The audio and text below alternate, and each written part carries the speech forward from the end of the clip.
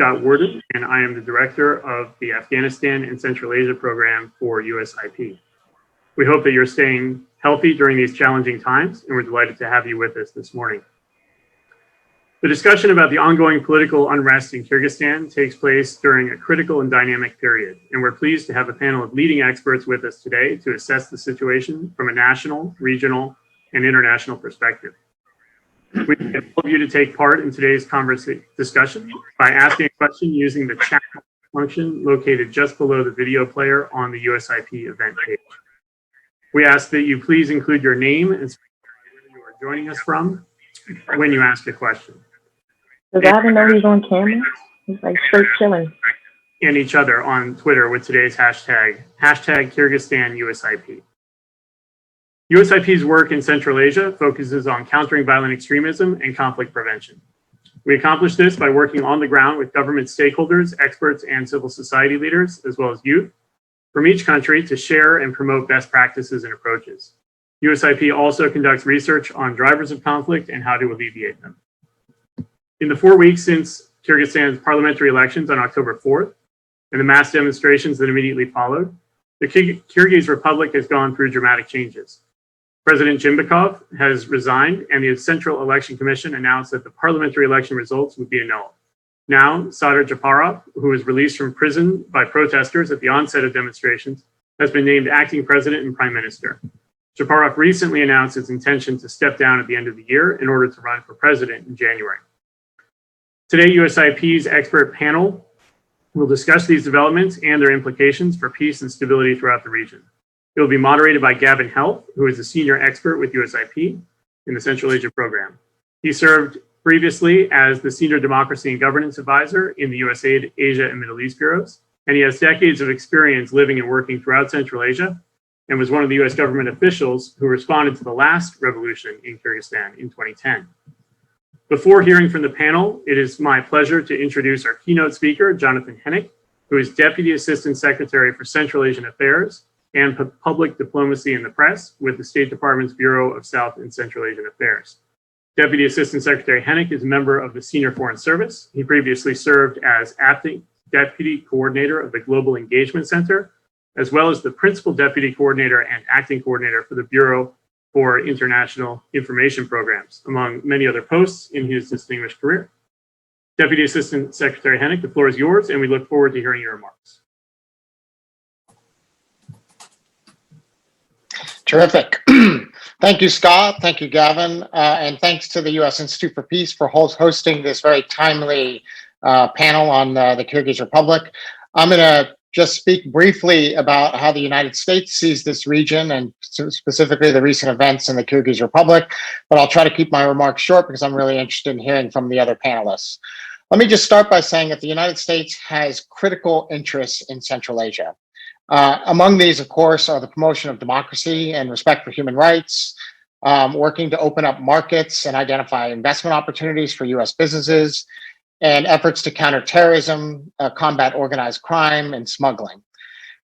We are pursuing these interests through robust bilateral and regional engagement in the region, where we believe that our interests are best served by promoting economic prosperity, by promoting democracy and rule of law, and by defending the independence and sovereignty of the countries of the region. Moving on to the Kyrgyz Republic specifically, we have watched the dramatic and sometimes violent events of the past 3 weeks in Kyrgyzstan with great concern. We are relieved to see that the political situation has somewhat stabilized and its leaders can now focus on the difficult task of conducting new elections, promoting their economic recovery, and fighting COVID-19. There have been allegations in Russian disinformation that somehow the West, and specifically the United States, promoted these events in Kyrgyzstan. I want to assure you that is categorically not the case. We support the Kyrgyz Republic's sovereignty and democratic form of government. It is up to the Kyrgyz people to make decisions about their democratic future, the composition of their government, and how and when elections are organized and conducted. Presidential elections now appear to be set for January 10th. We applaud the decision by acting President Japarov to relinquish his powers as acting president ahead of these elections, as is required by the Kyrgyz constitution. We understand that parliamentary elections may be held later in 2021, and we hope to see freer and fairer elections in 2021. It is vital that Kyrgyz leaders uphold the constitution and rule of law. The Kyrgyz Republic's leaders must continue to fight against the influence of organized crime and corruption in politics and the electoral process. In particular, we support the government's efforts to arrest and prosecute organized crime bosses Kamchibek Kobayev and Raimbek Matraimov. The State Department has offered a $1 million reward for information leading to the disruption of Kobayev's criminal network. And at the same time, Radio Free Europe, Radio Liberty affiliate Azatürk has documented illegal smuggling and a money laundering scheme involving Matraimov and the export of over $700 million from the Kyrgyz Republic. We call on the Kyrgyz government to detain and prosecute these criminal leaders in the interests of public safety. We also urge all of the Kyrgyz Republic's neighbors and international partners to respect the Kyrgyz Republic's sovereignty, as we intend to do. We are proud as well of our longstanding support for the Kyrgyz Republic. The United States has invested over $2 billion in total assistance for the Kyrgyz Republic since its independence, including more than $5 million this year to assist in its fight against COVID-19. We are in constant conversation with our counterparts in the Kyrgyz government about how the United States can support future elections, anti-corruption efforts, and help address the impact of the pandemic. The ability of the international community to support these vital objectives depends in part on the continued democratic and anti-organized crime progress of this new government in Bishkek. And let me conclude my remarks there, and I look forward to hearing from the panel members and answering any questions afterwards. Thank you.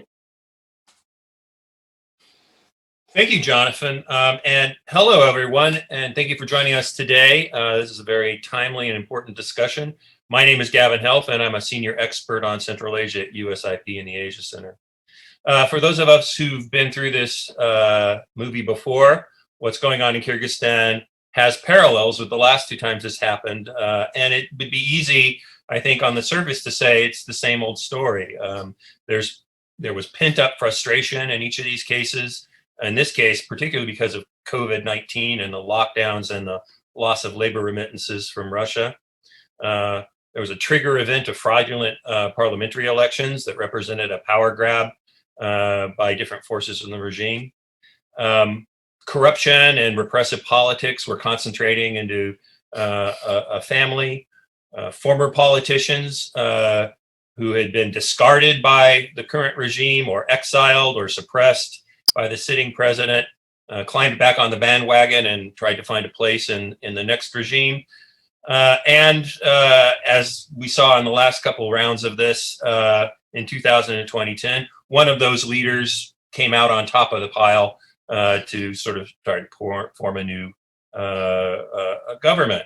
But what we're looking at today, I think, in this political chaos of 2020, is we're trying to find out what's different than before.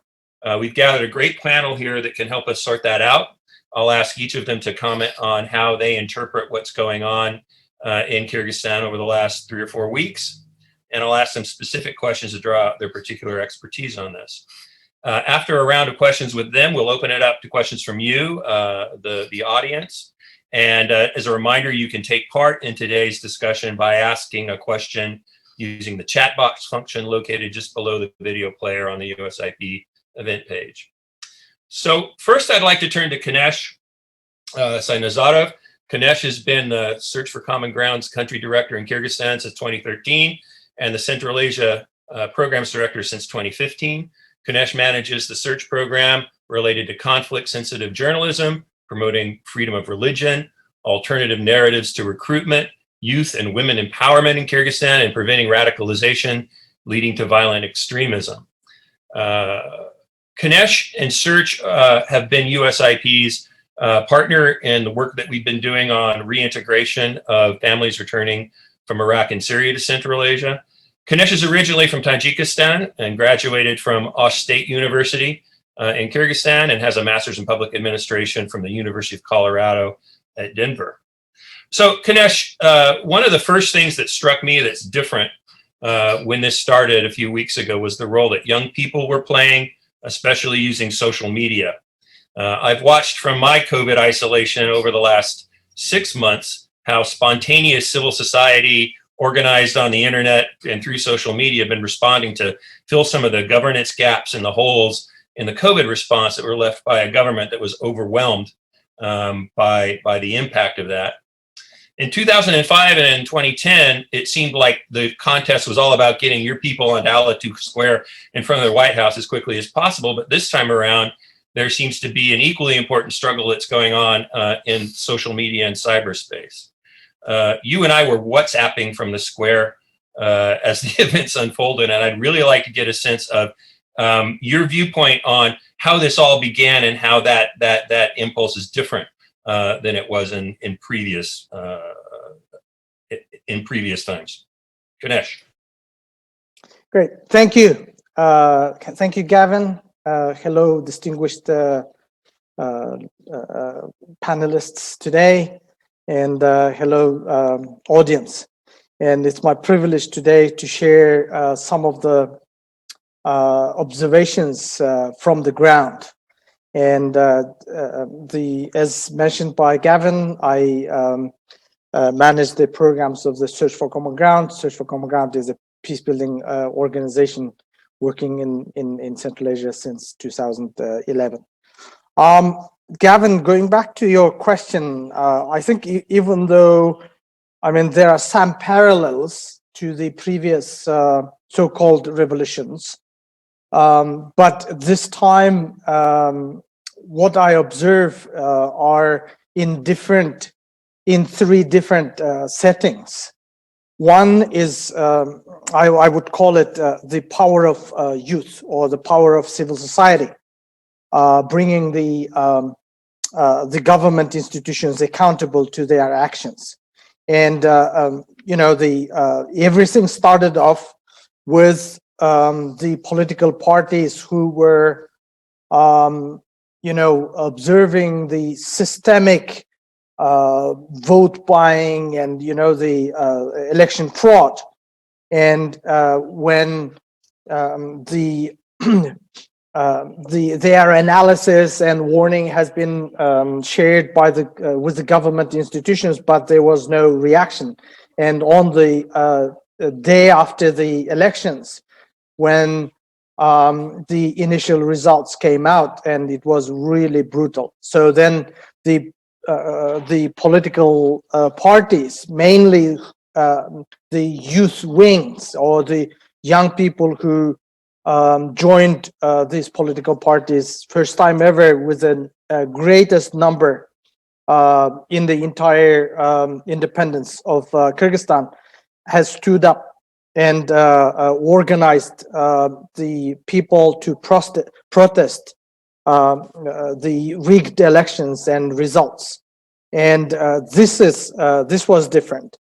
And another one, what I see is different is again related with how the civil society, or especially the young people, volunteers organized, is at the day when the country was again in the chaos, and especially everyone was really feared of lootings, which has happened in 2005 and 2010.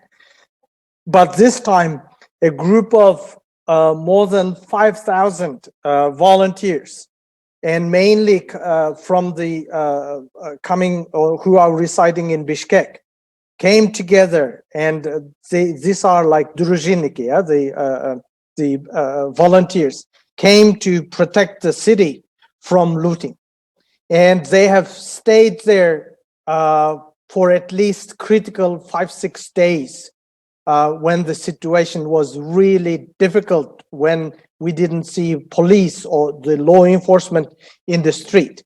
So the power of young people or volunteers was just immense. And what was interesting, Gavin, is that when police came out to their regular duties, and when situation was coming back again to its normal, and these people just went home, and they didn't have anything, they didn't expect anything from the state institutions. And it is exactly like during the COVID time when the country was in a critical situation. The people came together to save the country, and this is very different this time. And the third one around young people is this elections this elections results, brutal frauds have actually mobilized the city and urban and rural population, and mainly the young people, around one cause. And this has been a uniting force when everything started. But of course, then the same, the city, the urban and rural divide has been again used by some political forces to divide them again. But what was really interesting, that how first time ever, and they came united. So this is in my view very, very different. The second one, I would like to say that the power of social media, and it was enormous this time. And what we can see is the struggle, or the struggle between the Facebook and Odnoklassniki, struggle between the Telegram and WhatsApp. But the mobilization is immense, and mobilization is going on both sides. And even today, the social media has become one of the very, very powerful tool to bring in the current acting president Japarov and his team as well. And even today, we've been observing how the mayor of Bishkek, for example, Balbak Tulebayev, has been appointed through the power of social media. And this is very different from the previous two events. And the third one, I would say what is really different is the principles that have mobilized the population is still in force. And people stood up for the free elections, against the election fraud and vote buying, and those principles are still are being discussed, mostly in the social media. But then it's taking the state institutions also into accountability. And what is also different in the principles is the new way, the overall expectation that old and new way of politics. And even some groups named this time the political events as the hope umut. And it has been named again today by the group of activists that this is really a hope for the country to leave the old system of politics, everything, and then step forward with the new sets of rules. So and then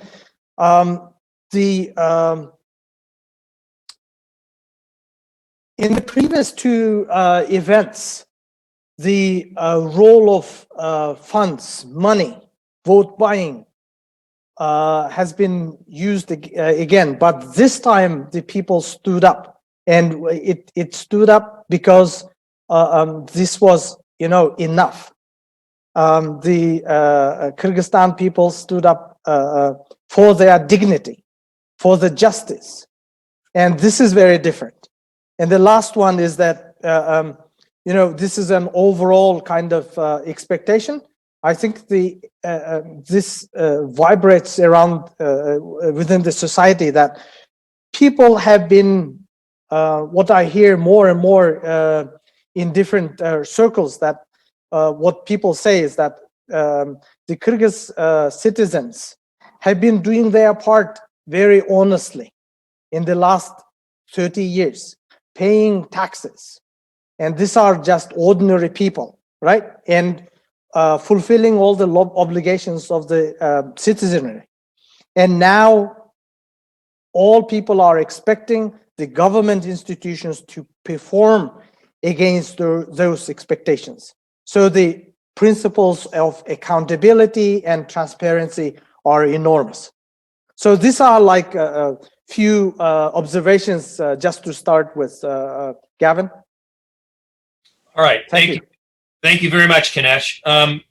Now I want to turn to Dr. Ivan Safranchuk, who is a leading researcher at the Center for Central Asian and Afghanistan Studies at IMGIMOA, Moscow State Institute for International Relations. He's a senior associate of the Russian Eurasian program at CSIS and has a very illustrious background, which I won't read out completely. But Ivan, what I wanted to do is ask about the neighborhood. In 2005, Russia took a role in taking in the first president that fell, Oskar Akayev, and I believe he's a math professor now at Moscow State University. In 2010, Russia put pressure on Kurmanbek Bakiyev, the second president that toppled after he, I think we've called it, tried to play the America card against Russia and lost. This time around, Russia faces a complex environment. There are hot spots in Belarus and Ukraine and the South Caucasus, and that was even before things started to happen in Kyrgyzstan. I think that we've seen Russia announce the suspension of financial assistance to Kyrgyzstan. I believe I've seen Japarov announce that he will support Russian foreign policy externally, even if Kyrgyzstan takes its own course internally. I just really like to get a sense from you of how these events in Kyrgyzstan look from a Russian perspective, and how you interpret what's going on and what Russia's interests are in this context. Ivan. I want to thank you, Sip, for this invitation and for the opportunity to share some of my views on what is going on. I would start from saying that every coup becomes a revolution if it is successful. So that's why we now, it looks like it happened to be a successful coup.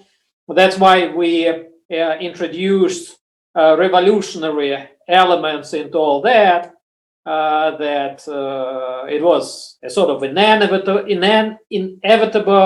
it was logical, it was an objective development, and so on and so on. I think that I don't want to say that this is not true, absolutely, but I think that at this point probably we're a little bit already exaggerated, because until very recently Jeenbekov was quite acceptable for the majority of the Kyrgyz elite. He made some mistakes during the electoral campaign.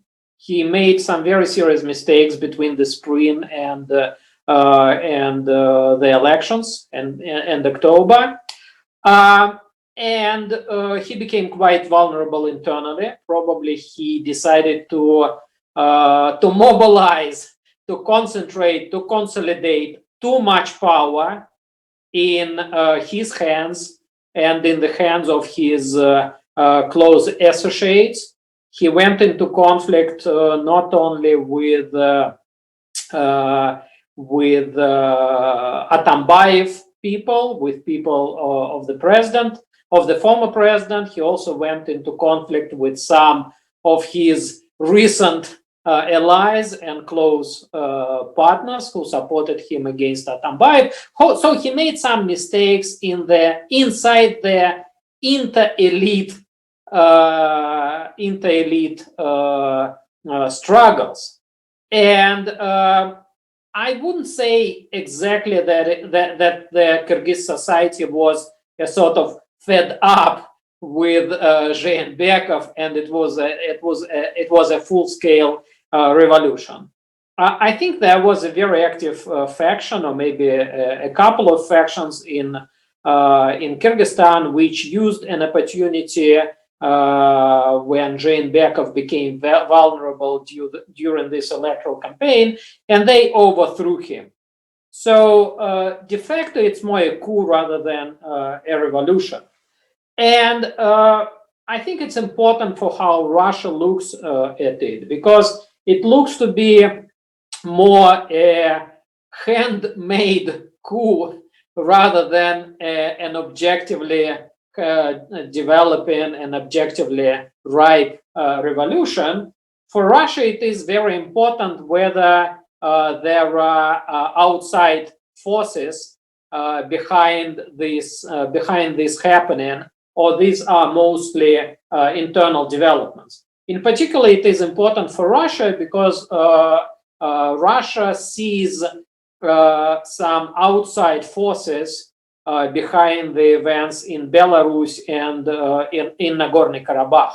In Nagorno-Karabakh, it is more open and obvious. In Belarus, it is less obvious. But Russia strongly believes that there is a foreign hand in the events continuing in Belarus. And from this perspective, it's very important for Russia whether there are outside powers with some geopolitical purposes who helped the coup in Kyrgyzstan, or this was mostly local indigenous events. I think that for now, Russia comes to the conclusion, that is my understanding of the Russian position. I think for now, Russia comes to the conclusion that the events in Kyrgyzstan are most indigenous. They are not orchestrated and directed from outside. But still, for Russia, the risk continues to exist, whether these events and the effects of these events can be used by outside powers for geopolitical purposes.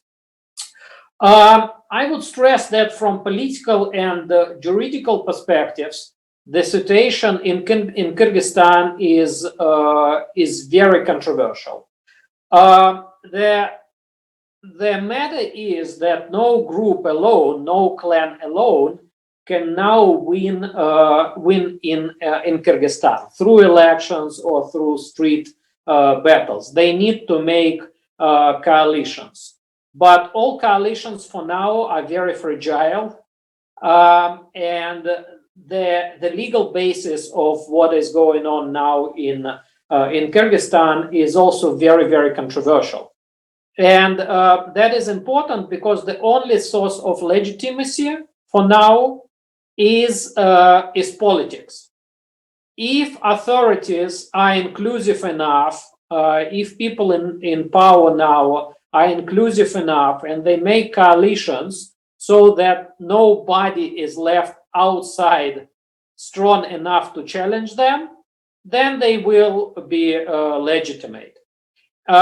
If the current authorities will try to behave as if they are legitimate just because they are in power and they can be too tough on all others, I think there will be enough forces in Kyrgyzstan to challenge this authority, and their legitimacy will be very, very questionable. So legitimacy now is fully dependent on political arrangements and political coalitions which the current authorities build. From economic perspective, what is going on in Kyrgyzstan is a clear-cut disaster. They are going into winter with a lot of economic problems, and it will be a very big challenge how they go through this winter.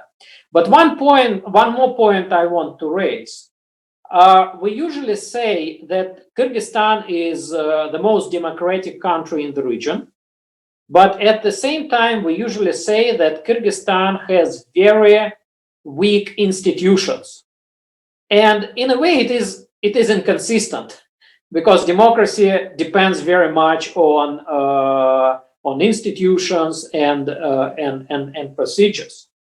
And what is interesting for me, and with this I will continue the line, what is different in this case from the previous cases.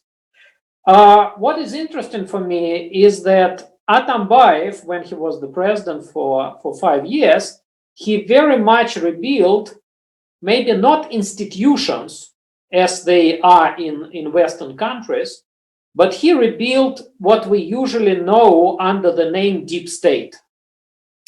These are power structures, these are law enforcement structures, but these are also other parts of their state bureaucracies. I think that Atambayev was investing maybe too much attention into deep state and less attention into institutions. But if institutions are weak, maybe deep state is not that bad thing to exist.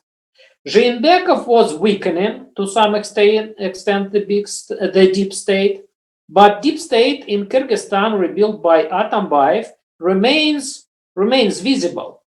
And during this coup, we saw that state authorities, they were paralyzed, but they did not disappear. They did not fully collapse like in 2005 or 2010. And we see that the group which came now to power is taking very active, is now trying to very actively exploit the existing deep state for their narrow political purposes. And actually, I think that is quite bad, and that is dangerous. I would repeat what I said before. Their legitimacy and their capacity will not depend on them just stating that they are now in power and defending themselves with the deep state. Their fate will depend on political arrangements with the rest of the political elite and with the general public. That's why I think there is a risk that in this interim period, the deep state will serve only one side political agenda. And this is the political agenda of the acting president. I think this may become a disaster. And from my personal perspective, international effort now should be channeled to support the deep state, the state authority, which is to provide basic services to the population, including law and order services, rather than the support should be provided to a particular political faction in power or in opposition. I think that is support to the deep state, which is to serve people, is now the best way to stabilize the situation in Kyrgyzstan. Thank you.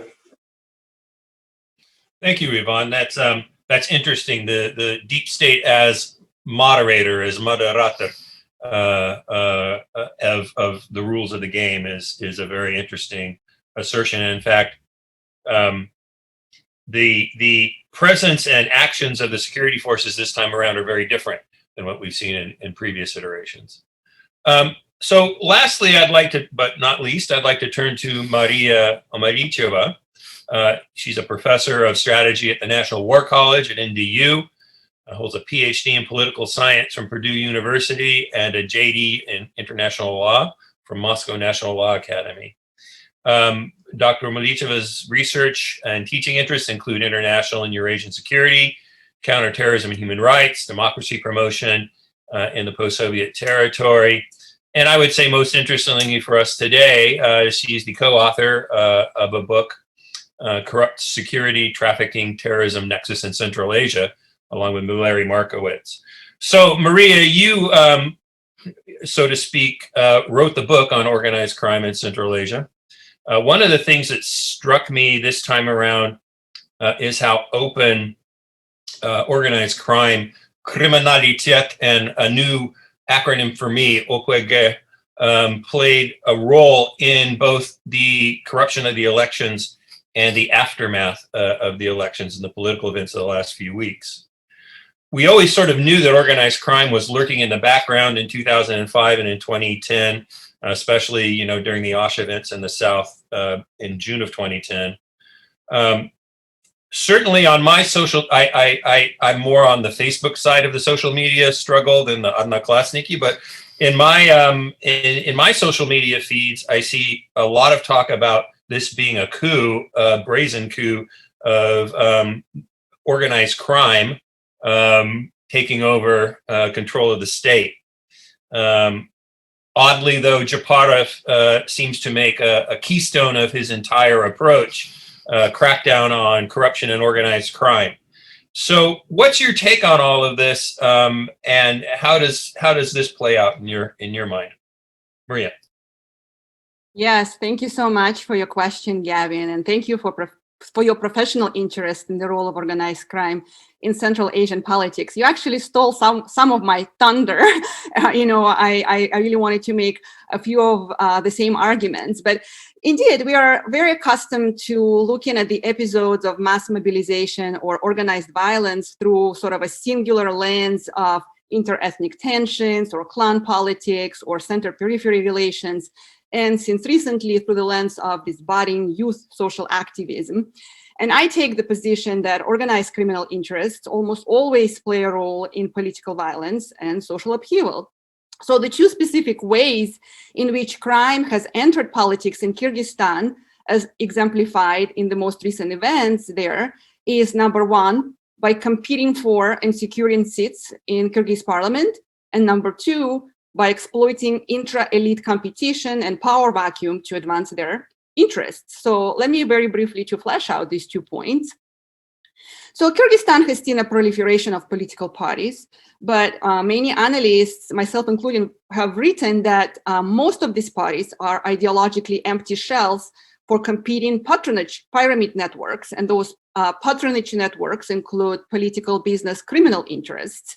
And there have been plenty of examples of criminals turned parliamentarians. You can find lists and lists of those, and our interviewees will give us many, many, many more examples.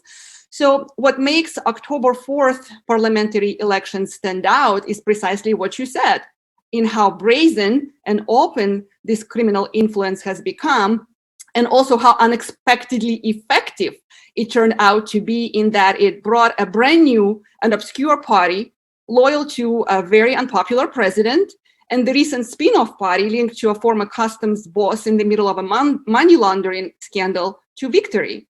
In the end, however, this perverse success, if you wish, of these groups brought their imminent demise as well. But the role of criminal interests did not stop here. So we already talked about how the opposition to President Jeenbekov was unable to coordinate their action and unable to reach any kind of agreement. So as a result, the revolution was hijacked by the old political elite, but the old political elite was also disorganized. The fastest and the most determined of them turned out to be Sadir Japarov. And Japarov is no stranger to Kyrgyzstan's political scene. He was among the revolutionaries in the 2005 Tulip Revolution. He entered the cabinet of then President Bakiyev as an advisor who was tasked with tackling graft. But Japarov's critics today insist that it was during this time that he assisted the former president in concealing a variety of corrupt schemes within his inner circle.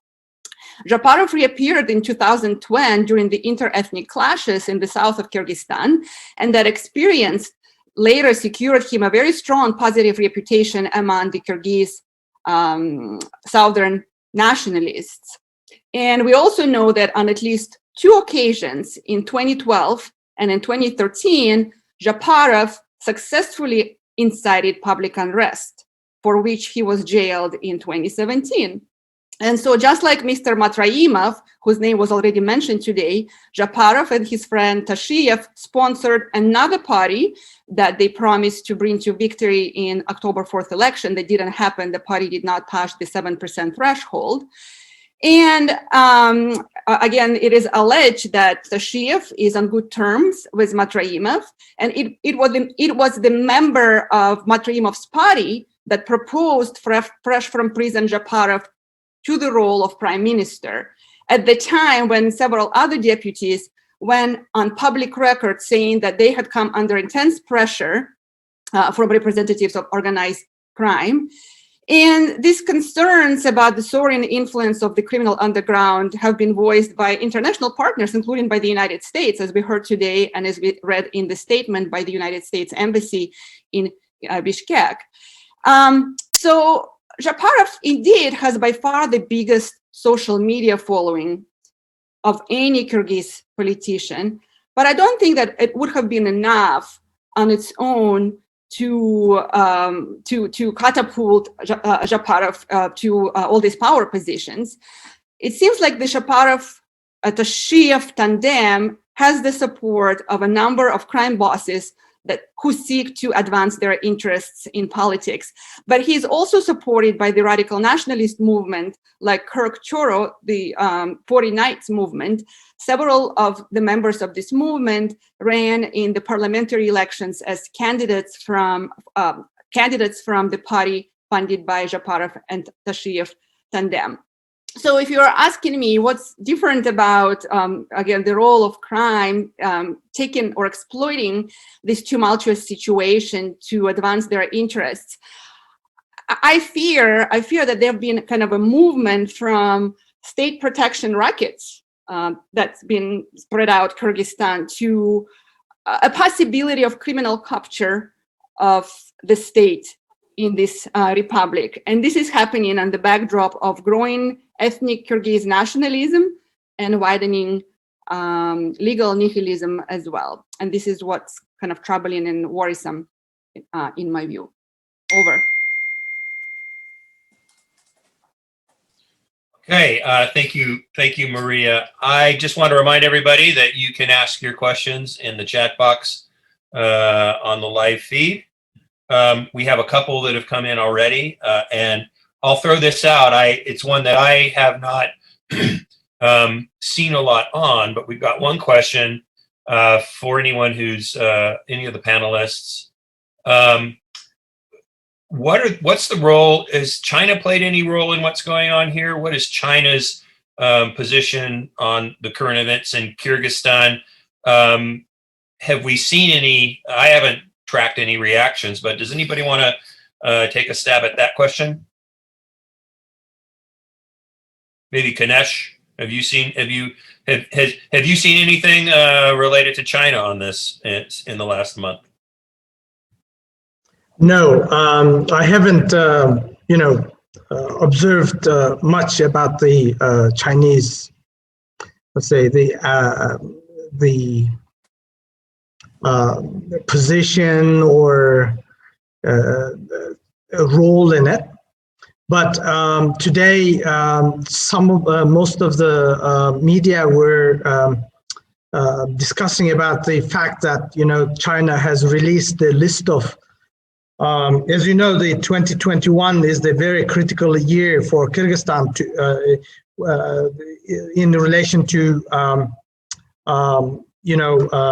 the funding that has been received by Chinese government, right? And this is the year when the initial repayment will kick in. And apparently China has announced the list of the countries where of which the state debt will be either adjusted or annulled, but unfortunately the Kyrgyzstan was not in that list. So this is kind of I don't know what this really means, but at least this has been commented by some media today. Gavin, may I interject very briefly? I will answer this question indirectly. I think the Kyrgyz government has always tried to walk this, fine line between maintaining good relationships with China, but also catering to prevalent anti-Chinese sentiment in the public. As a matter of fact, the nationalist forces, the nationalist movement, which members joined Japarov's party on the party list in the elections. So that movement has become notorious for targeting Chinese laborers, Chinese interests in Kyrgyzstan. So I think any politician in current Kyrgyz environment who is going to try to side with China or Chinese interests is going to kind of be political suicide of sorts, because there is a lot of anti-Chinese sentiment at this point. So I don't think they want to keep China at the arm's length, I believe. Over. We have another question that actually makes me think of a different question. What, if any, role have clans played in recent events? And I would add to that, perhaps I'll throw this out to you again, Kanesh. In previous episodes in 2005 and 2010, it seems to me that the Kyrgyz that I talk to tend to talk about politicians in terms of he's a northerner or a southerner before they talk about whether he's a Democrat or an authoritarian or a liberal or a conservative. And I haven't seen as much of that playing out as overtly this time. What about clans and the whole sort of angle of North-South politics and how that's played out this time as compared to previous times, especially with sort of what you're talking about of an urban-rural connection between youth that maybe is slightly different than before? That's a very interesting question, Gavin. I think the North-South divide, or at least that is not much discussed at the moment because of the tandem. Has been, because of the tandem, the Tashiv, Japarov are, they are friends, and they are together. They share the same ideas and aspirations, and then also the political party which they run into elections, the Patriotic Party, was also, the composition of it was quite balanced. Although, now few talks are existent in the city in terms of what's the balance between South and North appointments into different positions. But I think overall, whenever this North-South divide comes out, especially in the social media, it's immediately reacted by population that we should not. They come out quite strongly. I don't know in a long run how it will be, how long it can last, right? And because in the history, this has become one of the quite powerful factor when it comes the speaker, when the speaker is from the north, then the prime minister should be from the south, kind of balances, right? Maybe it's because now it's an interim, or how we call it, the technical government. That's not really obvious, but with the election kicking in very soon, the presidential election, it will be quite interesting to observe. Gavin, may I? Mariya, yes, go ahead, Mariya. Thank you. Yeah, feel free to mute me if I interject too much. I absolutely agree with Kanesh, but I think that those regional divides, North versus South, they've become less and less relevant in the past 5-7 years. So the research that I've looked at, the composition of parties, for example, even though you can have a kind of a small majority of either representatives of the South or of the North, parties have become more and more kind of the mergers of the interests from different parts of the country. And we already talked today about the importance of those elite networks, which oftentimes include members of, of the southern elites and the northern elites. So the importance of forming those coalitions have become very significant to succeed in Kyrgyz politics. And if we are talking about Japarov is a northerner, but he has very strong support in the southern and rural regions of the country. It's what I am gathering is that the standoff, intra-elite standoff today in Kyrgyzstan reflects a greater divide in Kyrgyz society, even though Kinesh noted that there are some unifying themes between the rural and urban youth. There are actually also important divisions between rural citizens and urban citizens. There are linguistic differences, with rural citizens preferring to communicate in Kyrgyz, with some of the urban youth, kind of more advanced, forward-looking, preferring to communicate in Russian. And so I think this is what is kind of playing out much, much more, that some of the other divisions within society and fault lines within societies, they kind of get translated into what we are seeing in intra-elite conflicts and divisions as well. But I think the clan politics are definitely less significant today than they were before. Over. Yeah. Ivan. Gavin, after Ivan, I would like to make add a couple of points. Ivan. I want to agree with the observations made by Kinesh and Mariya, but I'm less certain about conclusions you make from these observations. Yes, these north-south divisions in the Kyrgyz politics are less obvious in the last 5, maybe even something like 7-8 years after Atambayev came to power and started gaining legitimacy through presenting himself not as a northerner, but also as a southerner. However, I would say that my suspect is, I don't say that, I don't claim it, I don't say that I'm 100% sure, but I suspect that this is partly because in the recent 5 years, the northern clans have been tremendously weakened after the previous president, Jeenbekov, came to power. And most of northerners go to southern politicians in coalition with them as junior partners. And that's why what you usually see in Kyrgyzstan is not a lifelong standoff between south and north. The question is, who is the senior partner and who is the junior partner? Whenever a southern clan is in power, you have a number of southerners as junior partners to this southern clan ruling, and the other way. And I think that we are in the prolonged period when when politicians associated with northern clans are junior partners to the southern clans, which are very seriously entrenching in the central power. This, for me, does not mean that divisions do not exist anymore.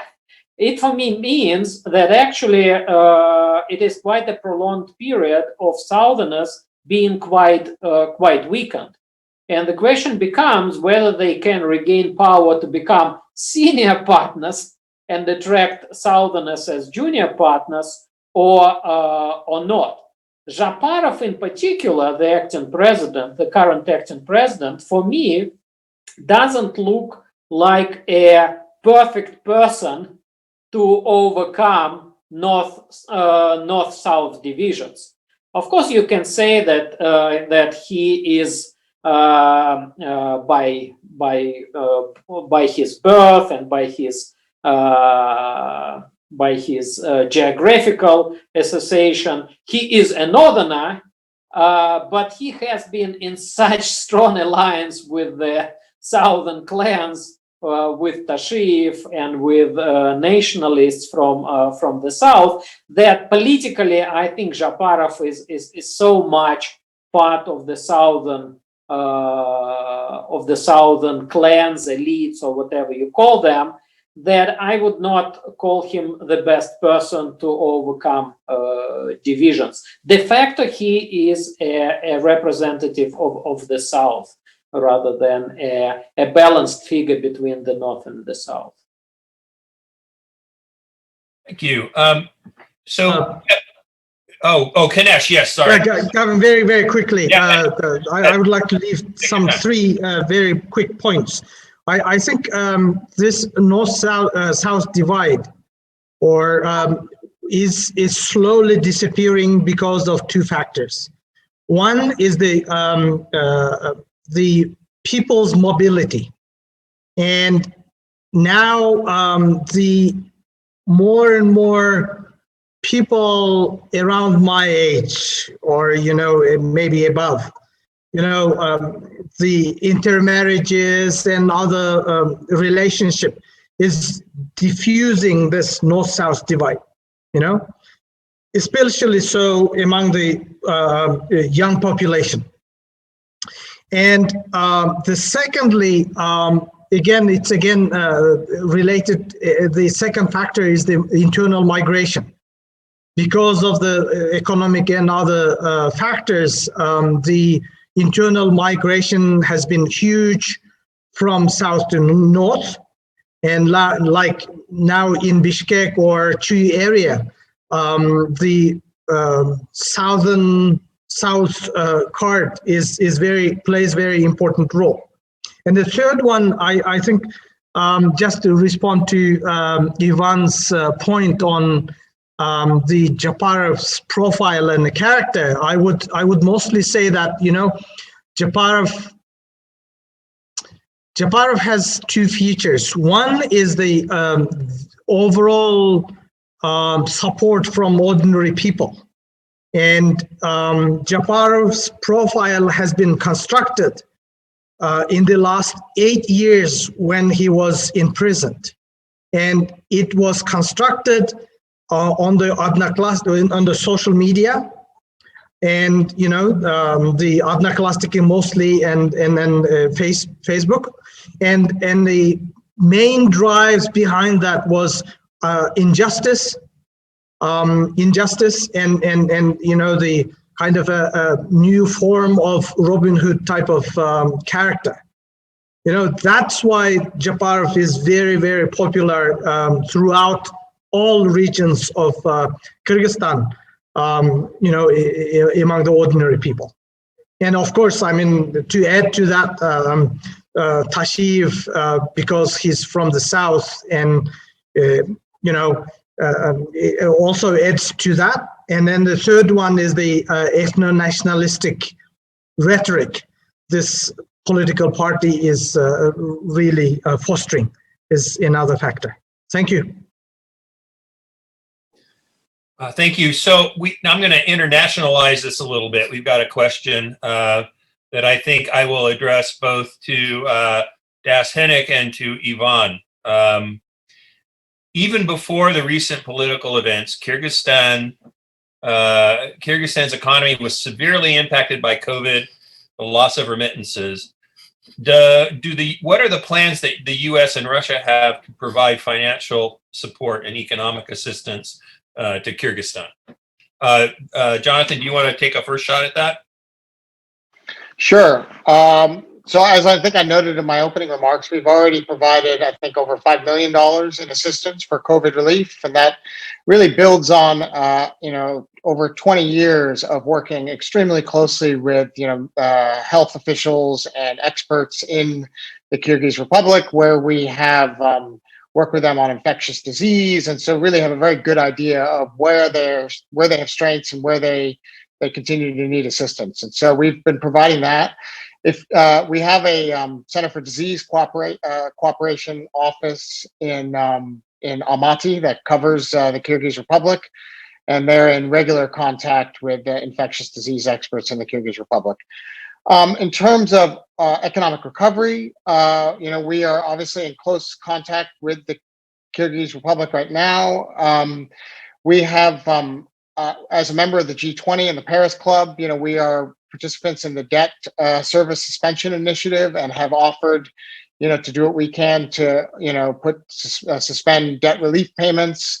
And we are obviously, as the major shareholder in the World Bank, the Asian Development Bank, the European Bank for Reconstruction and Development, we're working through those organizations as well to provide assistance where needed. To an earlier question, though, Gavin, I would say we hope that China will also, as a member of the G20, provide debt, service relief to the Kyrgyz Republic. But we, in terms of our bilateral assistance and the work we're doing through the multilateral development banks, stand ready to assist the Kyrgyz Republic in the coming months ahead. Over. Ivan, do you want to take a shot at that? Yeah, I think that Russia is very supportive to everything what Jonathan said. What is happening in international organizations through IMF, World Bank, and so on. But besides that, Russia is doing a lot bilaterally also vis-a-vis Kyrgyzstan within the more general international effort, and on more unilateral basis, Russia suspended most of the bilateral debt Kyrgyzstan had to Russia. Russia regularly provides just direct subsidies to the Kyrgyz budget, with which civil servants and elementary budgetary payments are made. Usually, such subsidies they are provided in the end of the year, so that civil servants, bureaucrats, teachers, educators, medical doctors, and so on, medical staff can just the biggest part of the bureaucracy, so that they just receive their salaries in the end of the year. The very big question right now is that within the framework of the Eurasian Development Bank, Russia committed $100 million to Kyrgyzstan, and Jeenbekov was expecting, the previous president, he was expecting to receive it by the end of this year. And now this amount is pending because the legal side of the Kyrgyz authority is not clear. But as far as I understand, the commitment as such to provide this money is fully endorsed. It's just a matter of timing when exactly it happens.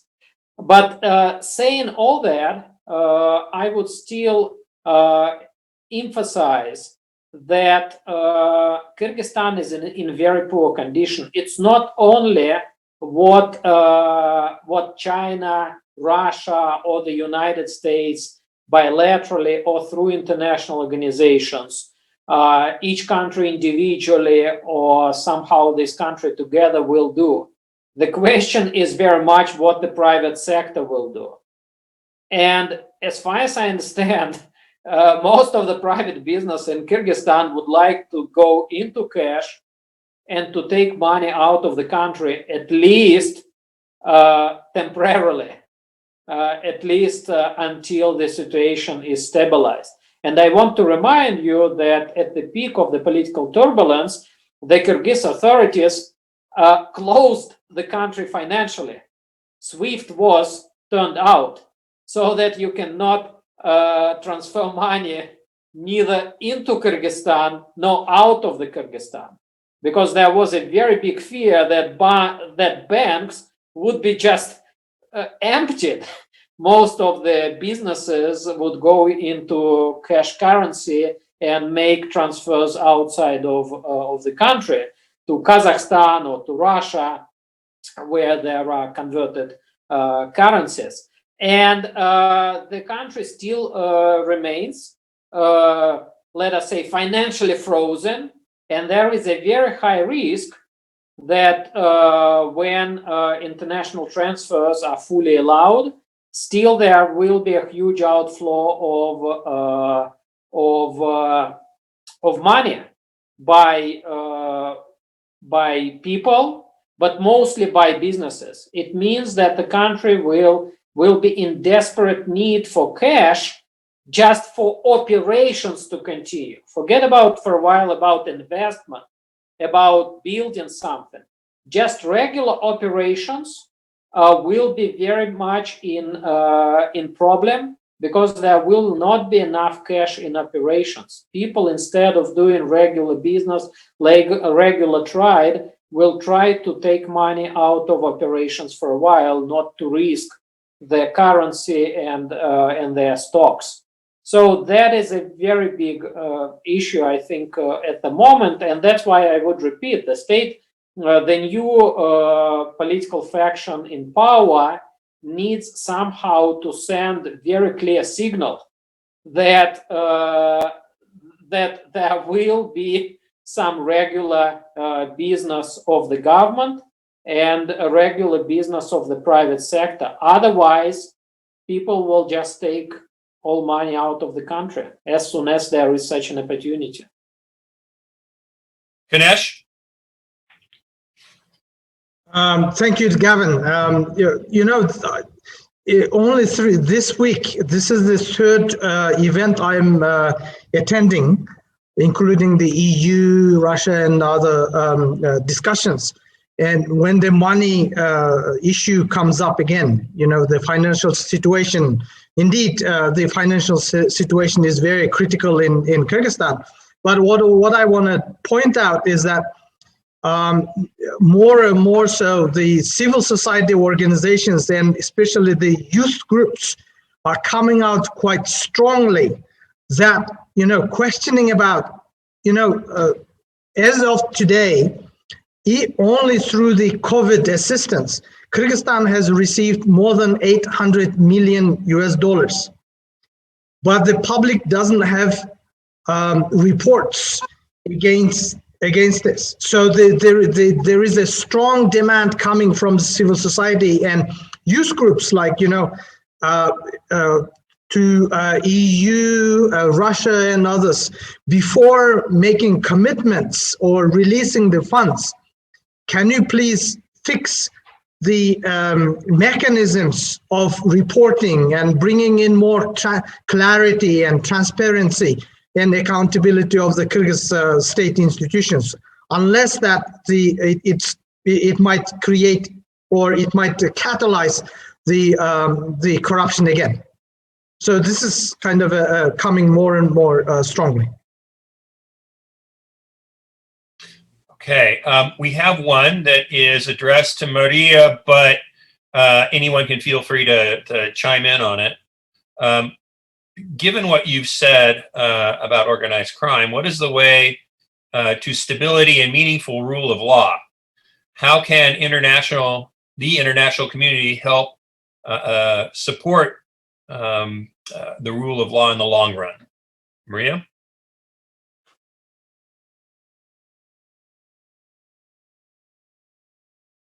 My mic was too down at the bottom. Yeah, this is a great question. And I think Ganesh kind of began talking about it. But let me say that those rule of law programs are very, very difficult to design to be effective and meaningful, implement, because in the end, those programs, the success of those programs hinges on the donor's ability to change public attitudes. And if public writ large kind of accepts corruption as something, it's like one of those evils that we cannot do away with. It's just part of our life. It's inevitable. It is our means of coping with scarcities or other kinds of, bureaucratic gridlocks or whatnot. So, that change in the attitudes towards corruption, changing the attitudes with regard to trust in the government. I mean, those are very, very fundamentally difficult things to accomplish that take long-term, concerted, well thought out effort. So any of those programs aiming at building stronger law enforcement, judicial systems are very, very difficult to design and to implement. But having said that, I think even based on the discussion that we had today, there are some things that can be done. Like one thing that Kinesh pointed out, that there are ways to introduce stricter accountability mechanisms that will allow for greater transparency in how funds, aid is used. That's one thing. The second thing is that I know that the US government and USAID, they do a lot of work, but I think more can be done, or the greater emphasis can be placed on working with civil society groups, youth organizations, and not only those located in the capitals like Bishkek, but particularly in rural areas. And what we heard today is that even though there was this youth mass mobilization, there was lack of coordination and collaboration among those groups. So providing some kind of platforms for uniting all these forces would be helpful as well. We've heard that some of that Kyrgyz ethnic nationalism, and I would say that Japarov is a populist leader, and we know that populism, and when it's married with ethnic nationalism, often arises on the basis of widespread grievances, seeing this growing discrepancy in wealth, that few are becoming wealthier and the masses are still struggling with the lack of opportunities and poverty and whatnot. So placing greater emphasis on some of those developmental projects, developmental assistance and aid would also probably help with providing opportunities and ultimately changing attitudes. But again, in the end, it is a very good question. We've thought a lot about it. I know that the US government has thought a lot about it, and maybe Gavin, you yourself, you've been in that field for a very long time, can chime in and add something on what specific things that the donor community, that the community of Western nations in particular, can do to clamp down on corruption and the role of organized crime in Kyrgyz politics. Kinesh, you wanted to also add to that?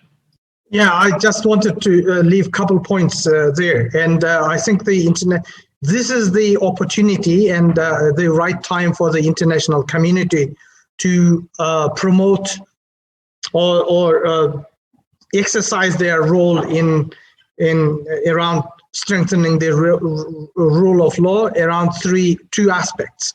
One is the digitalization. And the Kyrgyzstan is a small country, and the digitalization process has started quite a few years ago. And from my knowledge, it's going quite well. And even today, even the technical government is talking about, installing the digitalization in customs and other fields. And I think this is an area that, now the Kyrgyzstan, we tend to say that the Kyrgyzstan's major wealth is the people, and, the IT sector has been developing quite strongly in the recent years, and this is the area I think that could be taken into account. And the second one is now there is a local demand side. Even we see even today for more transparency, for rule of law. And that's genuinely shared by public at the moment. And, the international community can put a bit of a pressure around that, using that opportunity. So I at least I see those couple areas. Okay, thank you. We've got one for Yvonne that says, if Moscow were not now preoccupied with Belarus, Nagorno-Karabakh, Ukraine, and COVID, do you think that the Kremlin would have played a bigger role in recent events in Kyrgyzstan?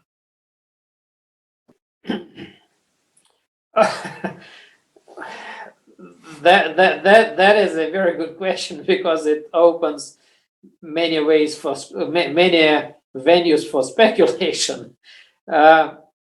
But before going into that, I want to stress that I agree very much with what Mariya and Kanesh said in response to the previous question, but I would still re-endorse my point that I strongly believe that in the short run, the best service to the Kyrgyz people can be provided by the deep state, if the deep state is strong enough. And I think that the international effort should be channeled to strengthen the deep state, which on everyday basis serves social, economic, and law and order services to the Kyrgyz people. And I think also there should be international pressure for politicians to distinguish between their political games in Kyrgyzstan and the deep state, which is working on everyday basis for the people, so that the politicians do not take full control of the deep state for their political purposes and for channeling resources to patronage networks, but actually allow the deep state to serve all the people on the regular basis. I think that is the best way in the short run to provide law and order and some economic stability. Coming back to what Russia did, I think that Russia is very careful not to interfere too closely in the Kyrgyz affairs. It looks like Russia may be the victim of that approach sometimes. But look, for example, as far as I understand, Russia was not fully happy with Atambayev's choice of Jeenbekov as his successor. But Russia looks to agree, okay, if it's your choice, it's your political partner within your party, okay, let it be. It seems like probably Russia could execute some power to persuade Atambayev to make a different choice, because we all now understand that it was not a very good choice for Atambayev personally and maybe for the country as a whole. But you see, Russia relied on the local partner to decide. I think Russia accommodated with Jeenbekov finally quite well, but Jeenbekov weakened himself and became victim of his own intrigues. Finally, I do not believe that Russia would interfere in any way, even political substantial way, to save Jeenbekov. It's very hard to believe for me. But I think that maybe Russia could be more active in the after coup period to be more assertive with its position, so that local politicians somehow stabilize the situation. But I see that Russia actually says, okay, decide your own business. And we are partners as country to country, but we are not partners with a particular political faction. So we do not go into the internal politics. I understand that is the Russian position. I understand that Russia could be maybe a little bit more active in the circumstances you described, but I think that not too much. By and large, I think that Russia chooses, and that is a very cautious choice, not to go into Kyrgyz politics, not to go inside it, into all these internal battles. Jonathan, you wanted to comment?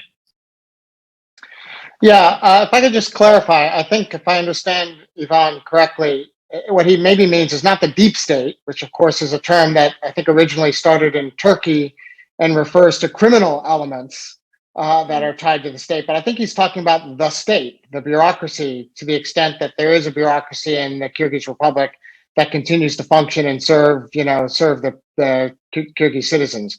And if in fact that's the case, I would agree that there are, well-functioning parts of the state. But I would just double down on the points made by, Kanesh and Mariya that, one of the real bright spots of, the Kyrgyz Republic's development has been the emergence of civil society, the emergence of freedom of expression, developing independent media. And I think it's the ability to have these sorts of open conversations, the ability to have information shared among citizens increasingly on social media that is prompting kind of really useful conversations. And I couldn't agree more that what we need is more transparency, not less. And we would be, and one of the reasons I singled out in my comments mentioning the multilateral development banks is, these are institutions that have a long track record of providing assistance in a very transparent manner, as does the United States. And I would hope that any assistance that the Kyrgyz Republic gets in the coming months and years is done on those terms, that it's done in a very transparent way so that the Kyrgyz citizens can be comfortable that their government, that their elected leaders are using this assistance responsibly. Over. Yeah, and actually, I will put on my old democracy promotion hat and say, Ivan, you're talking about the deep state, but I think if you're talking about a professional military, a professional police force, and security forces that don't get involved in domestic political targeting, that's what we would just have called the state. I agree with the clarification you make, but I wanted to remind you of the article in Foreign Affairs in 2017, where the so-called deep state was a little bit washed out of the bad connotations with authoritarian states. So I of course, it is so-called deep state, but it is exactly professional civil service, which should be differentiated from public sentiments and from political games. I still use the term deep state to make that differentiation more clear and maybe a little bit provocative.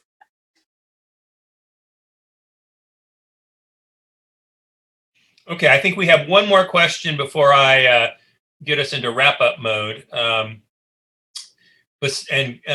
think, Kanesh, this goes to you.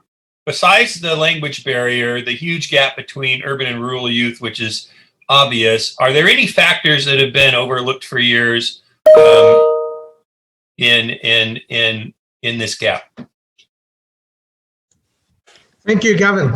Very excellent question. And indeed, actually, this is the first time ever, rural urban divide has been obvious. And except the language barrier, of course, now it was a bit of a shock, especially to the Bishkek-based young people or Bishkek-based people, that there may be some resistance of learning or speaking the Kyrgyz language, but if they want to build a bridge with the rural populace, then learning the Kyrgyz language is becoming a very, very obvious and important. But at the same time, I think there are two factors behind it. One is, I would say, around the media literacy, critical thinking skills areas, and which is like quite much improved in urban type of settings, semi-urban areas. But there is a real issue with the rural areas. Another one is the factor of religion or religiosity. And that is, again, the rational religiosity, rational way of interpreting the religion is becoming one of the more and more obvious in this setting. So we can now just generically, we can put into two baskets of rural-urban divide. But obviously behind that or underneath the deep education reform, the basic state service provisions, the rural development, are the issues that, one way or the other, the Kyrgyz society has to tackle in a long run. Okay, we're just about out of time, so I wanted to do a very lightning round. You will not be held to these predictions, but I'd like to get everybody a chance to give me their prediction about how things are going to play out over the next weeks and months. And I think I'll start with Mariya. Mariya, what's your prediction? Well, I have to disclose, I am Russian by nationality, and many Russians are fatalists and pessimists. And so it has always biased my analytical predictions. I'm a little bit pessimistic. I think there will be constitutional changes pushed through very soon they may even shift the balance of power back to the president, away from the parliament. And I think there will be kind of completion of the revolution / coup, where the reins of power will be picked up by old new political elite guards, and that's it. Okay, Ivan, your predictions going out.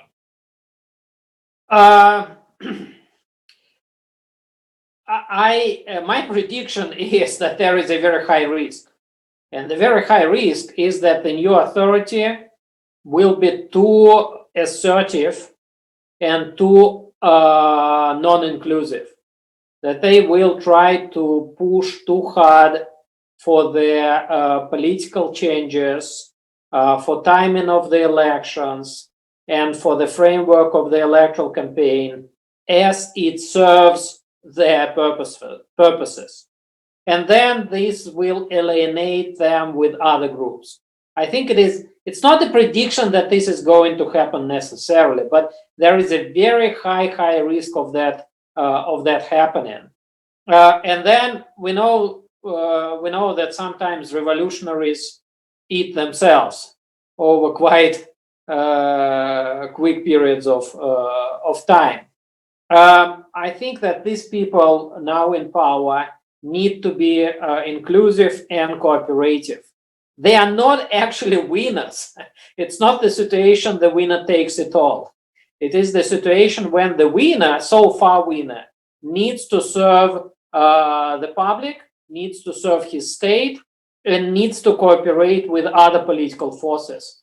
And I do not so far understand whether the current people in power understand it, and if they understand it, are they going to behave according to this, or they will try to behave like the winner takes it all. Then I think the situation may be quite fatalistic, as Mariya said before. Jonathan, do you want to hazard a prediction? I'm reluctant to make predictions. I think fundamentally I'm optimistic, and I do think there's an opportunity here to go after these criminal elements that have been influencing politics in the Kyrgyz Republic for too long. But a lot of that, again, will depend on the political will of the leadership there right now, and then the continued involvement, I think, of the Kyrgyz people who have taken such an interest, following the last elections. I can boldly predict that the United States is going to continue to remain really engaged with the Kyrgyz Republic, and we stand by to assist if indeed, the new government there and the people, take things in a positive direction. So I'll leave it at that. And Kinesh, your predictions.